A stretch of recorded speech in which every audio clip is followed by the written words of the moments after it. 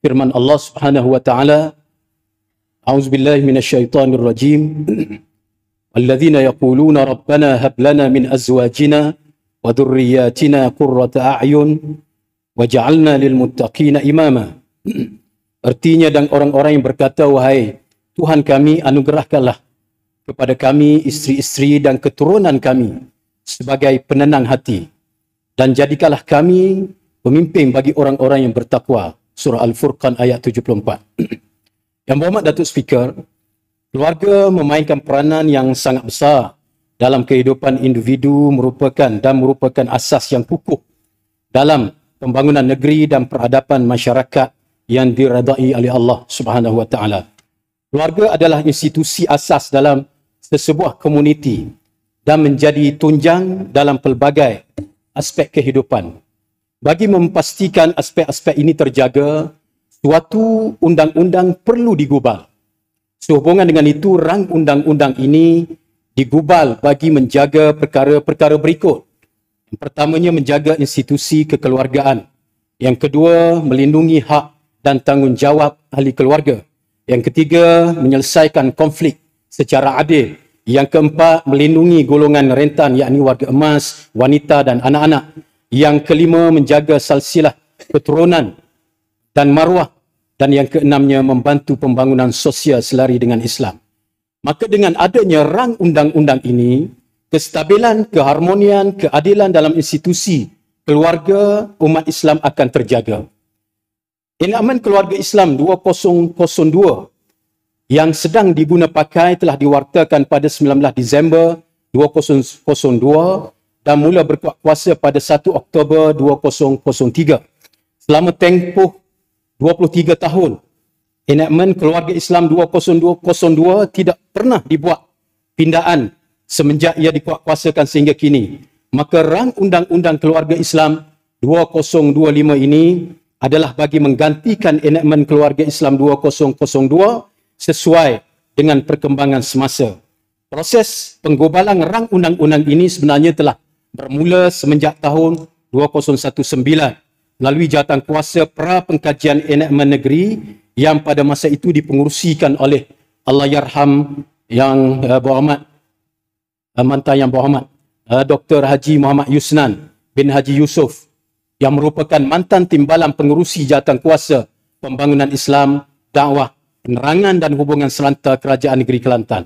Penggubalan rang undang-undang ini telah melalui beberapa siri mesyuarat, perbincangan dan bengkel yang melibatkan jabatan, agensi kerajaan, badan-badan bukan kerajaan serta pakar-pakar perubatan dan perundangan serta pihak berkepentingan sepanjang tahun 2019 sehinggalah 2021. Siri perbincangan melalui jawatankuasa yang dibentuk di bawah Urustia Kebajikan Pembangunan Keluarga dan Wanita juga telah dilaksanakan. Rang undang-undang ini kemudiannya telah melalui peringkat pemurnian oleh Jawatankuasa Undang-Undang dan Mesyuarat Jemaah Ulama Majlis Agama Islam dan Adat Istiadat Melayu Kelantan MAIK dari akhir tahun 2022 sehinggalah awal 2025. Yang berhormat Datuk Speaker, rang undang-undang ini adalah selaras dengan dasar kerajaan negeri, iaitulah dasar berkebajikan dan kesejahteraan rakyat, dasar keluarga mawaddah dan dasar kanak-kanak fitrah. Rang undang-undang ini juga merupakan suatu pengiktirafan visi Kerajaan Kelantan sebagai negeri berkebajikan untuk mewujudkan masyarakat yang sejahtera, dirahmati dan diberkati, berpaksikan syariat dan menjadi negeri yang diberkati oleh Allah dengan pematuhan terhadap Undang-Undang Keluarga Islam. Rang undang-undang ini digubal dengan mengekalkan beberapa peruntukan enakmen Keluarga Islam 2002, meminda peruntukan enakmen Keluarga Islam 2002 dan mengadakan peruntukan baharu. Ini adalah manifestasi negeri Kelantan yang komited di dalam menjaga tujuan pensyariatan, iaitulah menjaga agama, nyawa, akal, keturunan dan harta selari dengan dasar membangun bersama Islam, seterusnya menjadikan negeri Kelantan antara negeri yang terawal memperkenalkan langkah baharu di dalam perundangan keluarga Islam. Yang berhormat Datuk Speaker, antara peruntukan yang ditambah baik daripada enakmen Keluarga Islam 2002 adalah Yang pertamanya, pelantikan pendaftar perkahwinan, perceraian dan rujuk orang Islam. Peruntukan ini ditambah baik dengan pemberian kuasa kepada kuasa pendaftar perkahwinan, perceraian dan rujuk orang Islam untuk melantik pendaftar. Yang keduanya, kewajipan menanggung sara diri bagi anak tak sah taraf. Peruntukan sedia ada ditambah baik dengan menambah kuasa mahkamah untuk memerintah bapa biologi untuk menanggung sara diri bulanan atau tahunan anak tak sah taraf. Yang ketiganya ialah pemberian mut'ah kepada perempuan yang diceraikan. Peruntukan ini ditambah baik dengan memperincikan asas-asas taksiran mut'ah perceraian dan keadaan-keadaan yang tidak melayakkan seseorang perempuan yang dicerai menuntut mut'ah. Yang keempatnya, peruntukan anggapan kematian bagi isteri telah dimasukkan, di mana sebelum ini hanya terdapat peruntukan anggapan kematian bagi suami sahaja. Yang kelima, penambahbaikan peruntukan berkenaan pengiktirafan sebagai bapa. Ini bagi kelahiran seseorang anak hasil daripada permanian beradas dan persenyawaan in vitro yang disempurnakan dalam tempoh tertentu menggunakan benih pasangan suami isteri yang sah, maka lelaki berkenaan adalah disifatkan sebagai bapa yang sah, melainkan dinafikan oleh lelaki berkenaan. Yang keenamnya, penggantian peranan jawatan kuasa pendamai kepada pegawai khidmat nasihat dan perkara-perkara berkaitan dengannya. Antara peruntukan baru yang digubal adalah yang pertama, kuasa mahkamah berkenaan penentuan jantina berhubung undang-undang diri dan keluarga. Peruntukan ini merupakan peruntukan baru yang diadakan untuk memberikan punca kuasa kepada mahkamah syariah dalam penentuan jantina seseorang apabila timbul kecelaruan dan pertikaian jantina dalam hal yang berkaitan dengan undang-undang diri dan keluarga seperti penentuan status perkahwinan, pembagian harta pusaka dan hak penjagaan. Yang keduanya, kuasa mahkamah untuk memerintah nafkah bagi pihak suami yang tidak berupaya. Melalui peruntukan ini, mahkamah mempunyai kuasa untuk memerintahkan waris kepada suami yang tidak berupaya untuk membayar nafkah bagi pihak suami, dan peruntukan ini sebenarnya adalah bagi menjamin kebajikan wanita agar nafkah tetap diberikan walaupun suami itu tidak berupaya. Yang ketiga, kuasa mahkamah untuk memerintahkan nafkah kepada ibu bapa dan leluhur. Melalui peruntukan ini, mahkamah boleh memerintahkan anak atau cucu untuk membayar nafkah kepada ibu bapa, datuk, nenek, moyang dan seterusnya. Ya. Yang keempat, penjagaan ibu bapa oleh anak dan pewaris. Peruntukan ini diadakan bagi menyelesaikan isu pengabaian ibu bapa dan warga emas. Waris pusaka juga akan bertanggungjawab untuk menjaga warga emas yang tidak mempunyai anak. Dan yang kelima, kuasa mahkamah untuk memerintah pembayaran nafkah kepada perempuan nusyuz, bercerai dan tidak bersuami atau kematian suami. Peruntukan baharu ini memberikan punca kuasa kepada mahkamah untuk memerintahkan bapa kepada anak perempuan yang telah diceraikan atau disabitkan nusyuz atau kematian suami bagi membayar nafkah kepada anak perempuan beliau. Yang keenam, kuasa mahkamah untuk membuat perintah nafkah sementara kepada anak.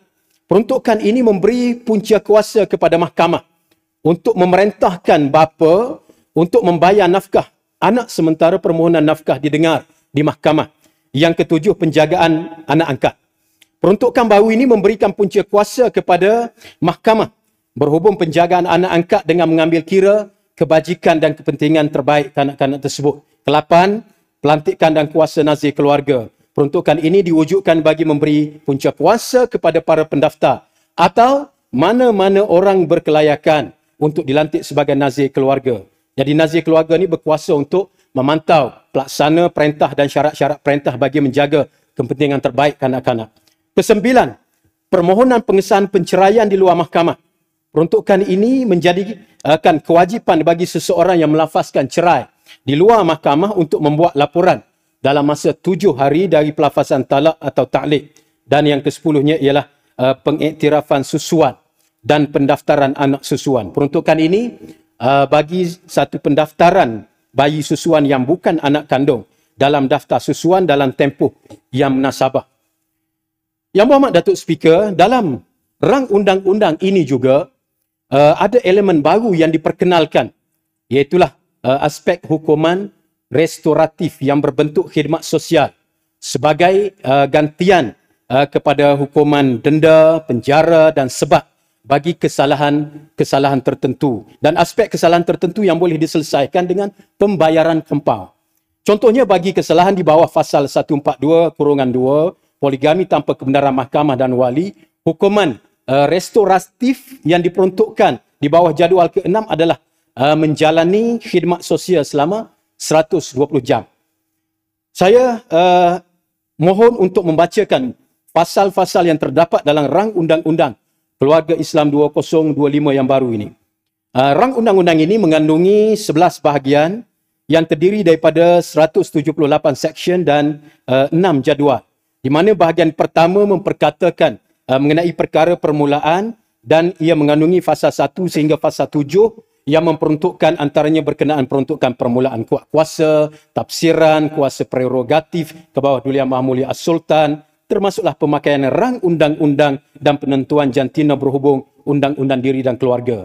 Manakala bahagian 2 mengandungi fasa 8 sehingga fasa 25 yang memperkatakan berkenaan peruntukan berhubung perkahwinan yang memperuntukkan berkenaan orang-orang yang dibenarkan mengangkat nikah dan hak umur minimum perkahwinan, alasan bagi larangan terhadap perkahwinan, larangan perkahwinan dengan bukan Islam dan lain-lain peruntukan. Bahagian 3 memperuntukkan bahagian berkenaan dengan pendaftaran perkahwinan yang mengandungi fasal 26 sehingga fasal 38 yang memperuntukkan antaranya berkenaan dengan pendaftaran perkahwinan, surat perakuan nikah dan taklek, kuasa ke bawah Duli Yang Maha Mulia As-Sultan untuk melantik ketua pendaftar, timbalan ketua pendaftar, pendaftar kanan dan lain-lain peruntukan.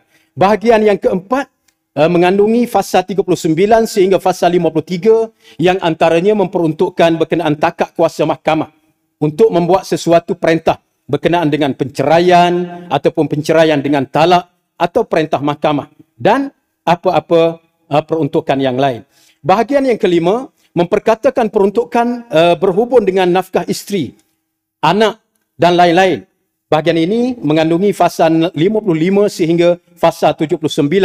Antara peruntukan dalam bahagian ini adalah peruntukan berkenaan kuasa mahkamah untuk memerintah taat, hidup bersama semula, nafkah bagi isteri dan kesan nusyus, termasuklah peruntukan lain. Bahagian ke-6 mengandungi fasa 80 sehinggalah fasa 92 yang memperkatakan peruntukan berhubung dengan hadanah dan juga penjagaan.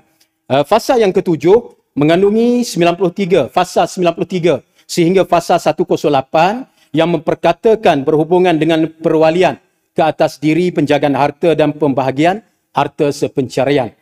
Manakala bahagian yang ke-8 mengandungi fasa 109 sehingga 117 yang memperkatakan peruntukan yang berhubung dengan prosedur mahkamah, injangsi dan juga perintah tegahan. Dan bahagian 9 mengandungi fasa 117 sehingga 130 yang memperuntukkan berhubungan dengan pengiktirafan dan kasah tarafan.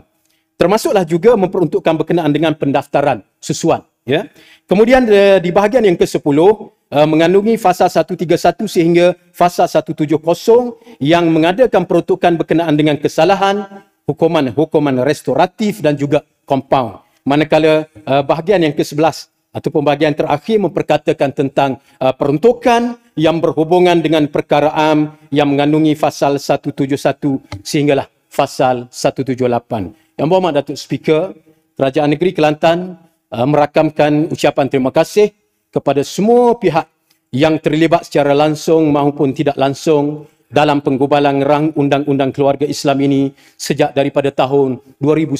Semoga Allah SWT mengganjari mereka dengan ganjaran yang lumayan di sisi Allah. Kerajaan Negeri Kelantan berharap agar jabatan dan agensi kerajaan negeri serta persekutuan yang berperanan sebagai pemegang taruh bagi rang undang-undang ini untuk menggembelin tenaga sepenuhnya dalam usaha pelaksanaan rang undang-undang ini. Akhir kata, saya berharap rang undang-undang ini mendapat sokongan penuh ahli-ahli yang berhormat demi kebaikan dan kesejahteraan rakyat negeri Kelantan. Yang berhormat Datuk Speaker, saya mahu mencadangkan